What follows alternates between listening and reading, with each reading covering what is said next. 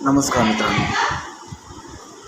2 दिवसापासून जे बदलापूरची जे काही अवस्था आहे, जे काही कठीण परिस्थिती आहे आणि जे काही लोकांचा आक्रोश आहे, आज खरंच हा जो आक्रोश आपल्या देशभरात चालला आहे आणि देशातल्या जनतेला आव्हान करावंसं वाटतं की खरंच आपण हे सगळे एकत्र येऊन जे काही आंदोलन पेटवणार आहे किंवा जे काही आंदोलन करणार आहे, त्यामुळे हे जे काही नराधम आहेत, हे जे काही असेच एकदम संकुचित वृत्तीचे लोक आहेत, त्यांना आपण कुठेतरी आळा बसेल आणि आपली जी ताकद आहे ही सरकारला समजेल आणि सरकारही आपल्याबद्दल जरा विचार करायला लागेल.